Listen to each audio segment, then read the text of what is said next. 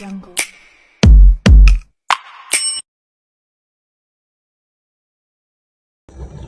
Hello, Assalamualaikum warahmatullahi wabarakatuh. Nama saya Ahmad Suhaib bin Hashim, biometrik nama 1013. So I want to introduce about the introduction. The first, the research relate to green urban development in increase. Maksud dia penyelidikan yang berkaitan dengan pembangunan bandar hijau semakin meningkat. And then research on green urban development has been supported by the National Green Technology Policy. Maksudnya penyelidikan mengenai pembangunan bandar hijau telah disokong oleh dasar teknologi hijau negara. And then in the third, the objective of the study is aimed at the challenge. The objective of the study is aimed at the challenge and issue related to the development of green city. Maksud dia objektif kajian adalah bertujuan untuk cabaran dan isu yang berkaitan dengan pembangunan bandar hijau. Now I will present about definition of government green procurement. Definisi perolehan kerajaan hijau.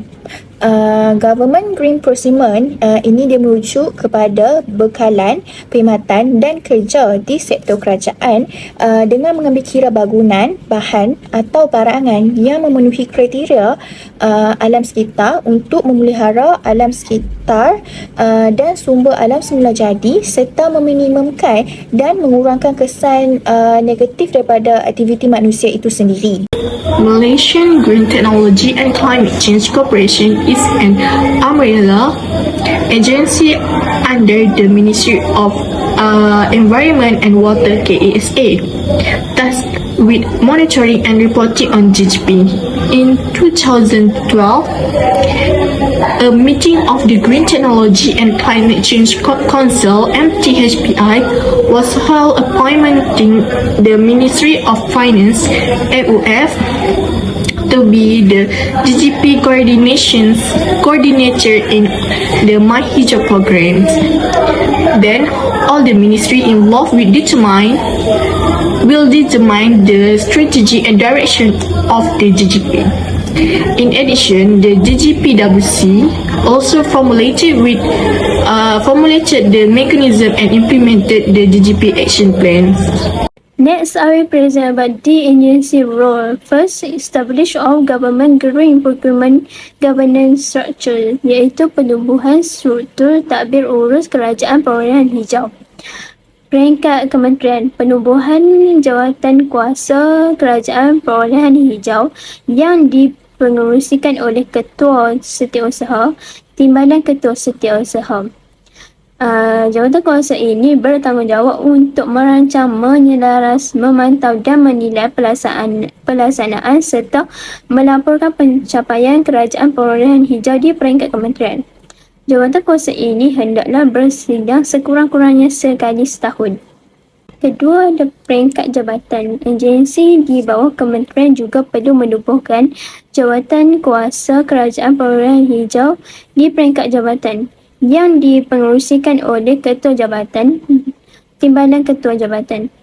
Jabatan kuasa ini berfungsi untuk merancang, menyelaras, memantau dan menilai pelaksanaan serta melaporkan pencapaian kerajaan perolehan hijau di peringkat jabatan kepada jawatan kuasa kerajaan perolehan hijau kementerian.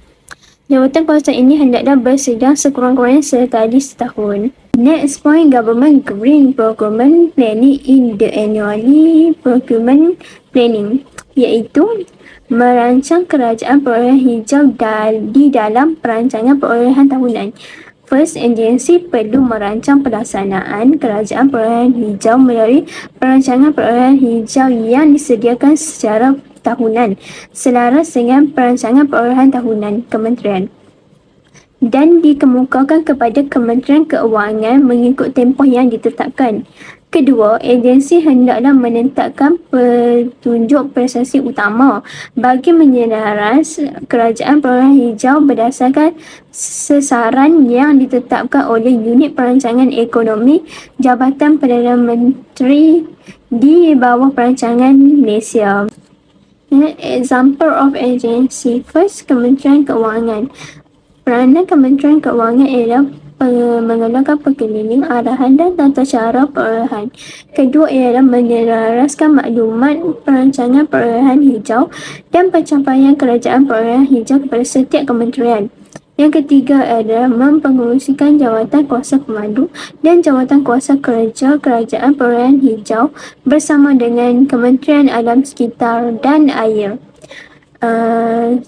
Agensi yang kedua ialah Kementerian Alam Sekitar dan Air. Peranan ia adalah berjurus dasar teknologi hijau negara dan plan induk teknologi hijau. Kedua ialah meneraskan pembangunan industri teknologi hijau. Yang ketiga ialah mempengerusikan jawatan kuasa pemandu dan jawatan kuasa kerja kerajaan teknologi hijau bersama dengan Kementerian Keuangan.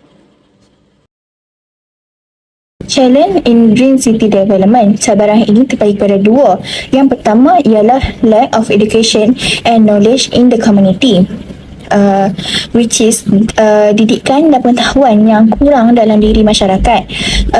Cabaran yang dihadapi sekarang ini untuk mewujudkan bangunan bandar hijau iaitu dari segi didikan dan pengetahuan yang kurang dalam diri masyarakat tentang pentingnya alam sekitar. Pada masa yang sama, pembinaan bangunan teknologi hijau ini memakan kos yang tinggi iaitu melebihi 30% daripada kos pembinaan bangunan konvensional yang lain. Oleh itu, pemaju berfikir dua kali untuk melaksanakan bangunan hijau ini. Ini merupakan cabaran yang perlu dielakkan untuk menjadikan sebuah bandar sebagai bandar hijau. Yang kedua pula ialah lack of response from certain parties. Ini dikatakan ialah kurangnya sambutan dari pihak-pihak tertentu. Hal ini kerana menurut kata pengurus besar kanan sektor pembangunan teknologi dan inovasi binaan, terdapat dua isu utama yang mendorong dunia beralih kepada teknologi hijau, yakni perubahan iklim dunia dan kesinambungan sektor pembinaan di masa hadapan. Beliau juga menjelaskan beliau tidak dinafikan walaupun teknologi hijau telah lama diperkenalkan di negara ini, namun kesedaran terhadapnya masih belum membanggakan bagi masyarakat di Malaysia. Oleh yang demikian, sebagai batu loncatan ke arah mengharmonikan teknologi hijau dan mencapai aspirasi negara, tindakan-tindakan seperti memberi inisiatif dan galakan perlu diperhebatkan. Begitu juga dengan penguatkuasaan promosi dan pendidikan serta R&D dalam pembangunan bandar hijau dapat diselarikan. The step in realizing the development of the green city to implement programs toward achieving green city status as well as law enforcement. To achieve the status of green city, the people need to educate themselves by cultivating green practice in their daily life, whether at home, at school, at workplace. The next step is to implement an awareness campaign. Among the example of campaign implemented is the Plastic Free Day campaign. World impact will be seen in the future. Next, this is the construction of green building that require solid commitment and also high social responsibility between the industry concerned. This is because it can be reduced global warming, which is become more serious at this time. Next, I will present about the importance of green city development. First, preserving nature iaitu memelihara alam semula jadi. Memelihara alam semula jadi penting untuk mengelakkan perkara yang tidak diingini terus terjadi. Amat wajarlah untuk kita sedar bahawa kepentingan tentang memelihara dan memelihara alam semula jadi daripada pupus untuk pada masa yang akan datang. seperti alam sumber jadi yang bersih dapat mengurangkan pemanasan global. Terdapat banyak kemusnahan yang berlaku akibat pemanasan global, antaranya ialah pencarian kutub, banjir yang besar dan sebagainya. Dengan ini, semua pihak hendaklah berganding bahu untuk memelihara alam semula jadi agar tidak pupus. Providing a development environment, iaitu menyediakan persekitaran pembangunan. Pembangunan industri teknologi hijau sama ada dalam sektor pembuatan ataupun perkhidmatan adalah kritik bagi memenuhi objektif dasar teknologi hijau untuk dibangunkan di Malaysia. Industri ini menyediakan teknologi hijau bagi pemasaran setempat dan global, serta menyediakan peluang pekerjaan dan meningkatkan ekonomi negara.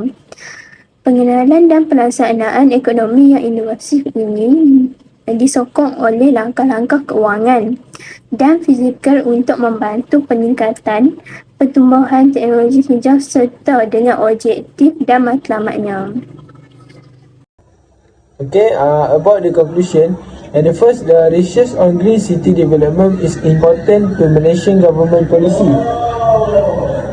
Maksud dia, penyelidikan terhadap pembangunan bandar hijau adalah penting terhadap dasar kerajaan Malaysia.